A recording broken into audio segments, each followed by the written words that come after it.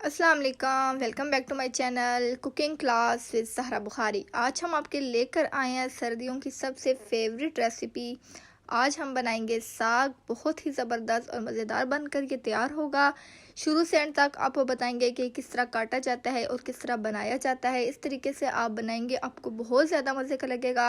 आपने इसे ज़रूर ट्राई करना है और फीडबैक भी ज़रूर देना है। तो चले करते हैं रेसिपी का आगाज़। अगर वीडियो पसंद आए तो चैनल को सब्सक्राइब कर लें और बेल को भी प्रेस कर लें ताकि हमारी हर न्यू अपलोड आप तक आसानी पहुंच सके। तो चले करते हैं स्टार्ट।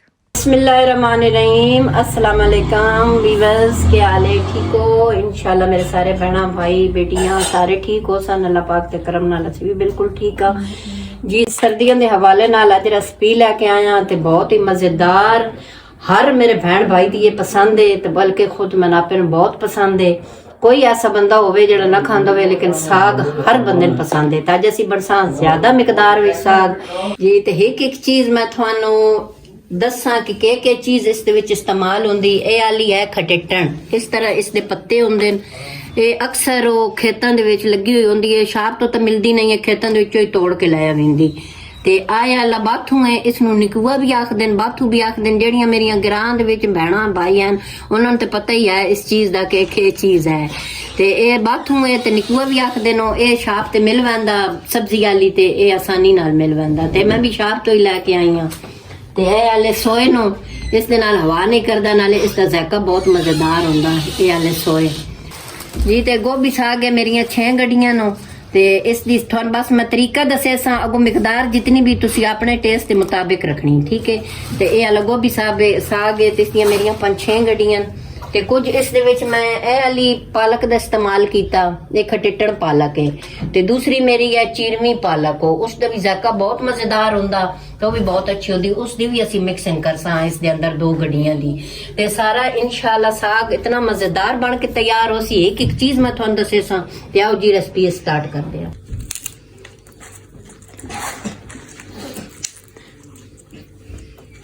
ਪਿੰਡੀਆਂ ਅਲੱਗ ਕਰ ਲਈਆਂ, ਪੱਤੇ ਅਲੱਗ ਕਰ ਲੈਣ ਤੇ ਇਸ ਦੀ ਇਸ ਤਰੀਕੇ ਨਾਲ ਕਟਿੰਗ ਕਰ ਲੈਣੇ ਆ। ਅਗਰ ਤੁਹਾਡੇ ਕੋਲ ਮਸ਼ੀਨ ਹੈ ਤੁਸੀਂ ਉਸ ਨਾਲ ਵੀ ਕਰ ਸਕਦੇ ਹੋ। ਇਸੇ ਤਰੀਕੇ ਨਾਲ ਮੈਂ ਸਾਰੇ ਸਾਗ ਦੀ ਕਟਿੰਗ ਕਰਕੇ ਫਿਰ ਮਿਲਦੀ ਹਾਂ ਜੀ। ਤਾਂ ਸਾਗ ਸਾਰੇ ਦੀ ਕਟਿੰਗ ਹੋ ਗਈ ਤੇ ਇਸ ਨੂੰ ਹੁਣ ਨਾ ਅਸੀਂ ਇਸ ਦੀ ਧੁਲਾਈ ਕਰਸਾਂ। ਅਗਰ ਗਿਰਾਂ ਦੇ ਵਿੱਚ ਹੋਵੇ ਨਾ ਬੇਸ਼ੱਕ ਤੁਸੀਂ ਕੱਟੇ ਤੋਂ ਬਗੈਰ ਧੋ ਕੇ ਰੱਖ ਲਓ। ਤੇ ਸਾਡੀ ਇੱਥੇ ਜਗ੍ਹਾ ਤੰਗ ਹੈ, ਫਿਰ ਇਸ ਵਜ੍ਹਾ ਤੋਂ ਮੈਂ ਸਾਰੀ ਕਟਿੰਗ ਕਰ ਲਈ ਤੇ ਹੁਣ ਧੋ ਲੈਣੇ ਆ। ਤੇ ਕਿਸੇ ਟੋਕਰੀ ਨਾਲ ਲਓ, ਇਸ ਨੂੰ ਛਾਣ ਲੈਸਾਂ ਇਸ ਤਰੀਕੇ ਨਾਲ।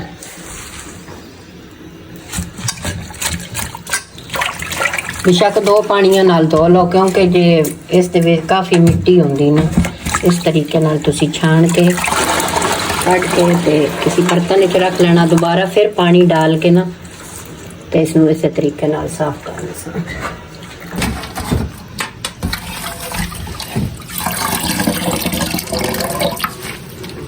ਹੋ ਗਿਆ ਤੇ ਇਤਨਾ ਜਿਤਨਾ ਤੁਹਾਡਾ ਸਾਗ ਹੈ ਨਾ, ਇਤਨਾ ਮਕਸਦ ਹੈ ਕਿ ਫੁੱਲ ਤੁਹਾਡਾ ਡਿਪ ਹੋਣਾ ਚਾਹੀਦਾ। ਹੁਣ ਵੇਖੋ ਨਾ ਪਾਣੀ ਖੁੱਲਾ ਇਸ ਦੇ ਵਿੱਚ ਹੋਣਾ ਚਾਹੀਦਾ।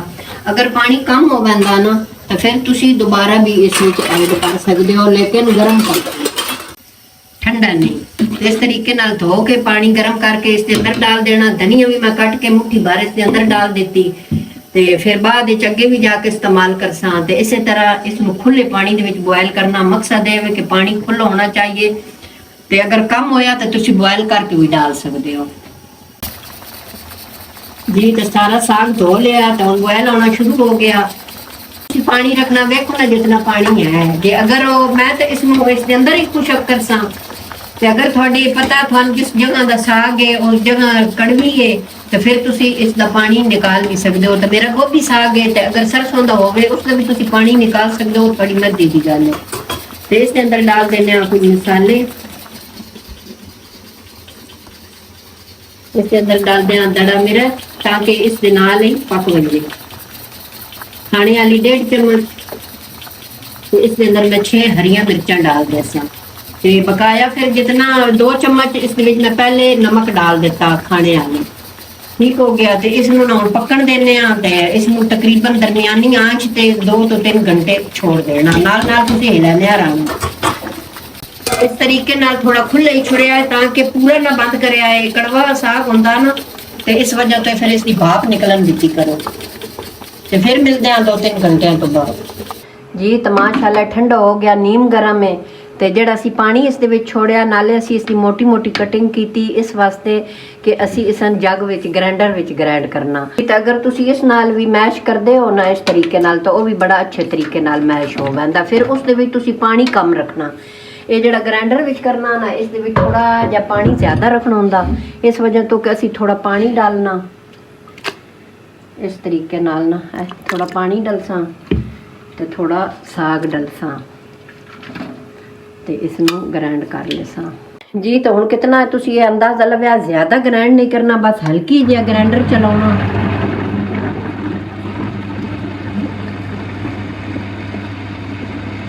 ਤੇ ਬੰਦ ਕਰ ਦੇਣਾ। ਹੁਣ ਚੈੱਕ ਕਰ ਲੈਣੇ ਆ ਕਿ ਹੋਇਆ। ਥੋੜਾ ਜਿਹਾ ਹੋਰ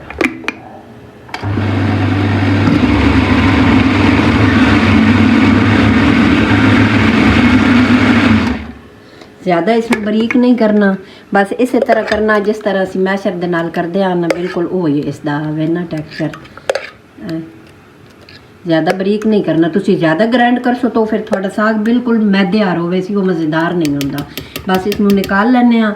ਇਸੇ ਤਰੀਕੇ ਨਾਲ ਨੀਮ ਗਰਮ ਕਰਨਾ ਤੇ ਇਸੇ ਤਰੀਕੇ ਨਾਲ ਉਹ ਅਸੀਂ ਸਾਰਾ ਗ੍ਰਾਈਂਡ ਕਰ ਲੈਣੇ ਆ ਜੀ। ਤਾਂ ਸਾਰਾ ਸਾਗ ਗ੍ਰਾਈਂਡ ਕਰ ਲਿਆ। ਵੇਖੋ ਇਸ ਤਰੀਕੇ ਨਾਲ ਇਤਨਾ ਮਾਸ਼ਾਅੱਲਾ ਮਜ਼ੇਦਾਰ ਹੋ ਗਿਆ। ਇਸ ਦੇ ਅੰਦਰ ਹੁਣ ਕੁਝ ਡਾਲਦੇ ਆ ਮਸਾਲੇ। पहले मैं 3 चम्मच मिर्चों के डाले आन ते 2 चम्मच नमक दे डाले आन। हुण एक खाने वाला नमक होर डाल दसां क्योंकि नमक कम है। इस दे विच मज़ेदार बनाने वास्ते नमक थोड़ा ज़्यादा रखना पौंदा। ते इस दे विच 8-10 हरियां मिर्चां वो पीस लईयां नो लंगरी च वो डाल देने आ उसका पेस्ट।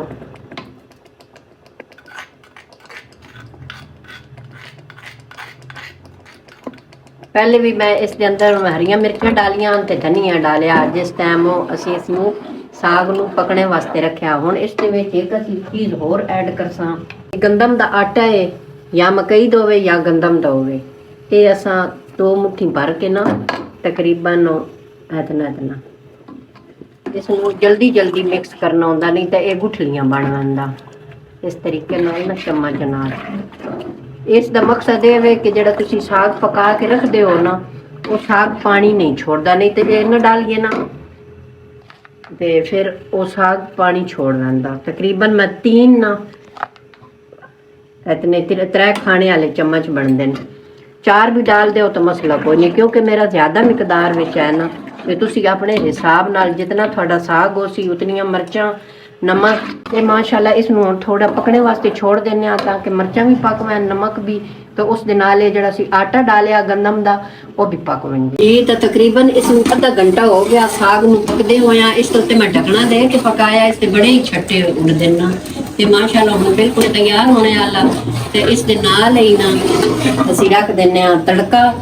तड़का थोड़े आयल जेड़ा थोड़ा ज़्यादा मिकदार विच लिया इस वजह कि साडा साग ज़्यादा वे। अंदर डाल देने 2 गठियां जड़ियां न लहसुन दियां पीस के ये वालियां डाल देनियां, क्योंकि असीं मसाले वाला ना बनाते इस तरह साडे बच्चे खांदे। असीं सरगोदे वाले फिर सरगोदे वाले ही पसंद करते हैं। जेड़े रावलपिंडी वाले न वो दूसरे तरीके दा पकांदे न। सरगोदे वाले ने इस तरह दा अच्छा लगदा। ते इस नूं असीं फुल रेड कर लेना। इस दा तड़का लाना उसनूं। होर असीं कोई मजीद विच होर चीज़ कोई भी नहीं डालनी। साग माशाल्लाह साडा तैयार होने वाला। तो दड़ा मिर्च मैं तकरीबन 2 चमचा पहले भी डालियां ना जिसले हरियां मिर्चां, तो फिर 2 चमचा मैं होर डालियां। लेकिन तुसी अपने टेस्ट के मुताबिक डलिया। मैं थोड़ा अलहदा बनाया कुछ अलहदा बनाया इस वजह तो कि कोई मिर्चां साडे घर विचों कम खांदे ने कोई ज़्यादा खांदे ने। ते मैं वो थोड़ा जिहा अलग भी बनाया, उस दे विच भी ये तड़का ऐड किया। इसनू माशाल्लाह जी ब्लैक नहीं करना, बिल्कुल रेड रेड करना। अजी इसनू थोड़ा जिहा टाइम है कि जिसले फुल रेड होवे सी ना फिर साडा ये तड़का तैयार होवे सी इस तरीके नाल।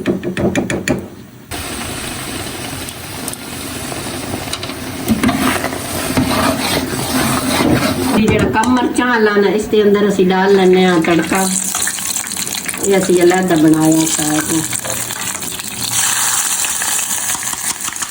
ये माशाल्लाह बन के तैयार हो गया। इसनूं असीं इस दे अंदर डाल देने हैं इसी तरह।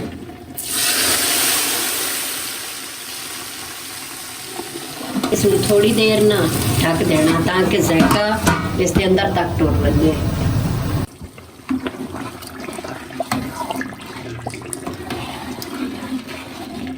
اس کو مکس کرنا صحیح طریقے نال.